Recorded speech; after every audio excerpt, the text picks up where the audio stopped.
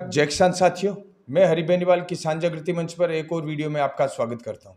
साथियों, 2 दिन से लगातार एक चर्चा बहस का मुद्दा बनी हुई है कि एक इंसान को आरपीएससी का सदस्य बनाया जाता है विधानसभा चुनावों से जस्ट पहले। उसके बाद में उस शख्स की भाषा को लेकर, उस शख्स के विचारों को लेकर बहस छिड़ती है कि आखिर इस विचारधारा के इंसान को युवाओं के भविष्य का फैसला करने वाली आरपीएससी जैसी संवेदनशील और पहले से सवालों के घेरे में ऐसी संस्था का सदस्य बनाने की क्या जरूरत पड़ी, और क्या मुख्यमंत्री अशोक गहलोत के सामने राजपूत समाज से कोई एक ऐसा चेहरा नहीं था कि वो एक ईमानदार और 36 कौम के अंदर लोकप्रिय चेहरे को, निष्पक्ष चेहरे को आरपीएससी के अंदर सदस्य बना सके। मैं यहाँ पर केसरी सिंह राठौड़, जिन्होंने 20-25 साल सेना में बिताए हैं, उनके आज से पहले के करियर के बारे में कुछ नहीं बोलना चाहता। किस सोच के साथ उन्होंने देश सेवा की होगी वो एक अलग बहस का मुद्दा है, लेकिन जैसे ही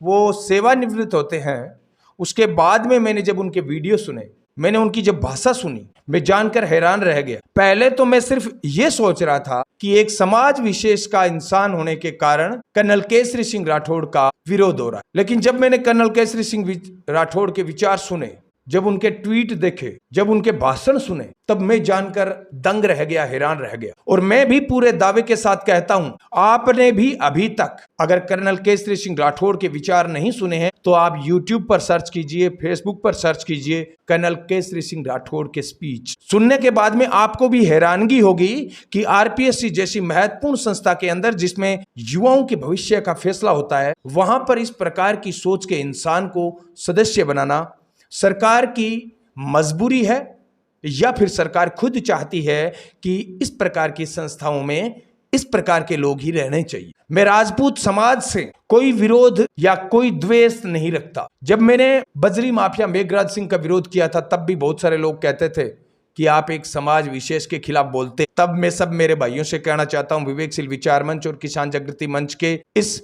YouTube चैनल के माध्यम से, Facebook पेज के माध्यम से मैं कहना चाहता हूं कि आप जब किसी समाज विशेष के इंसान की बात करते हैं तो इसका मतलब यह नहीं है कि आप किसी समाज के विरोधी हैं। आपको सदस्य बनाना ही था तो आप राजपूत समाज के ही लक्ष्य राज सिंह को बनाते, महाराणा प्रताप के वंशज को बनाते।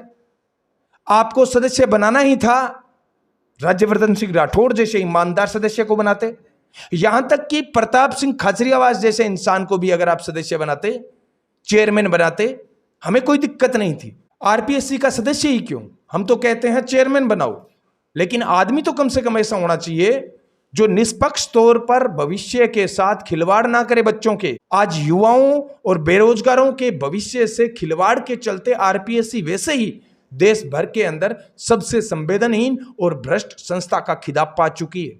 आज राजस्थान के अंदर एक के बाद एक 18 से 20 भर्तियों के पेपर लीक हो जाते हैं। उसके बाद में संदेह के घेरे में आई आरपीएससी जैसी संस्था के अंदर सुधार की बजाय इस प्रकार के लोगों की नियुक्ति बताती है कि गहलोत सरकार अगर रिपीट होती है तो उनकी मंशा क्या है। उनकी मंशा है समाज को अन्य समाजों से लड़ाना, किसी समाज को दूसरे समाज से लड़ाना, क्योंकि इसी प्रकार की सोच के लोगों को आप किसी विशेष संस्था के अंदर सदस्य या चेयरमैन बनाते हो तब सरकार की मंशा पर सवाल खड़े होना लाजमी है। जब आप बात यह कहते हो कि कर्नल केसरी सिंह राठौड़ समाज के हीरो, तो भाई आरपीएससी कोई समाज को संचालित करने वाली संस्था नहीं है। आपके समाज की संस्था के अंदर अध्यक्ष बनाइए, जिला अध्यक्ष बनाइए, प्रदेशाध्यक्ष बनाइए, राष्ट्रीय अध्यक्ष बनाइए, अंतरराष्ट्रीय अध्यक्ष बनाइए, हमें कोई आपत्ति नहीं है। लेकिन आरपीएससी हमारे 36 कौम के बेरोजगार भाइयों के भविष्य का फैसला करने वाली संस्था है। इस संस्था के अंदर ऐसे इंसान सदस्य या फिर चेयरमैन होने चाहिए जो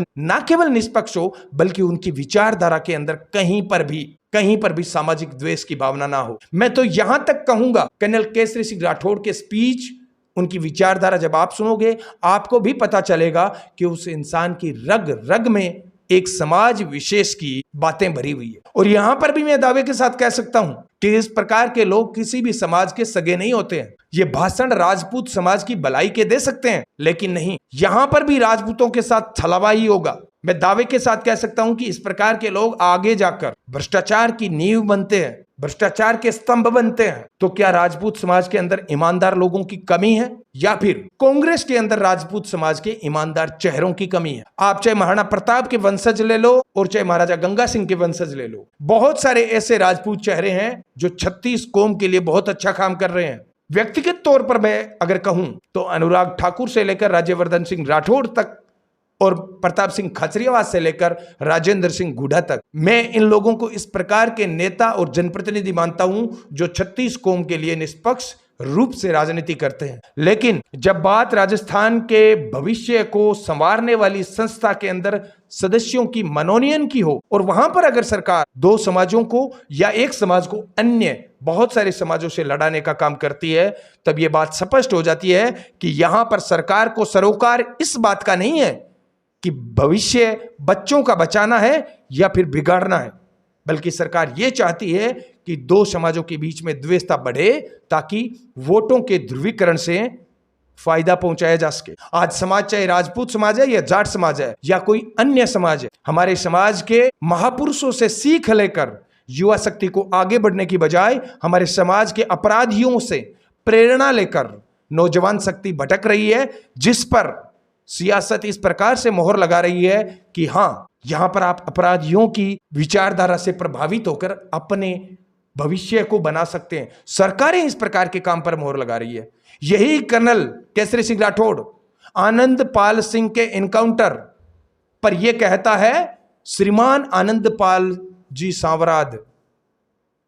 तो जो लोग अपराधियों के पक्ष में इस प्रकार की सोच रखते हैं, वो लोग आरपीएससी जैसी महत्वपूर्ण संस्था के अंदर किस प्रकार से काम करेंगे, इसके बारे में आपको ज्यादा बताने की जरूरत नहीं है। आज चाहे महाराणा प्रताप हो या महाराजा सूरजमल हो, हमारे इस प्रकार के महापुरुषों से सीख लेकर युवा शक्ति को आगे बढ़ना चाहिए, जहां पर आपसी वैमनस्यता को घटाकर भाईचारा और सांप्रदायिक सौहार्द के तौर पर हमारे नौजवान साथी आगे बढ़ सके। तभी देश आगे बढ़ेगा और तभी आपका चाहे कोई भी समाज है, लेकिन आपके समाज को उन्नति देने वाले और आपके समाज के ऐतिहासिक महापुरुष जिन्होंने अपने समय के अंदर 36 कौम के लिए अच्छा काम किया था, उन लोगों से शिक्षा लीजिए। ऐसा कोई भी समाज नहीं है जिस समाज के अंदर महापुरुष पैदा ना हुए हो। जब ये बात हकीकत है तो फिर क्यों हम अपराधियों की विचारधारा को अपना विजन बना लेते हैं और अपराधियों की विचारधारा से प्रभावित होकर महापुरुषों की शिक्षा को भूल जाते हैं? क्योंकि सत्ता और सियासत द्वारा हम पर इस प्रकार के निर्णय थोपे जाते हैं कि हम चर्चा के अंदर, बहस के अंदर इस प्रकार के लोगों को केंद्र में ले आते हैं, जिन लोगों को समाज में छोड़ो, सरकार की संस्था में छोड़ो, मैं यह कहता हूं पारिवारिक कार्यक्रमों में आमंत्रित नहीं करना चाहिए। इस प्रकार के लोगों को बच्चों के भविष्य का फैसला करने वाली आरपीएससी जैसी संस्था में सदस्य मनोनीत किया जाता है। यह सरकार की न केवल मूर्खता है बल्कि गंभीर लापरवाही है। हमारे प्रदेश के भविष्य के साथ एक बहुत बड़ा खिलवाड़ है। आपका इस मुद्दे पर क्या मानना है? मैं चाहता हूं कि आप जातिवाद से बाहर निकलकर निष्पक्ष तौर पर इस मुद्दे पर अपनी राय रखें और आरपीएससी को भ्रष्टाचार से मुक्त करने के लिए किस प्रकार के लोगों की आरपीएससी में नियुक्ति होनी चाहिए, इस मुद्दे पर भी अपने विचार जरूर रखें। इस वीडियो में बस इतना ही। वीडियो अच्छा लगे तो 5 से 7 दोस्तों को शेयर जरूर करें। धन्यवाद। जय किसान।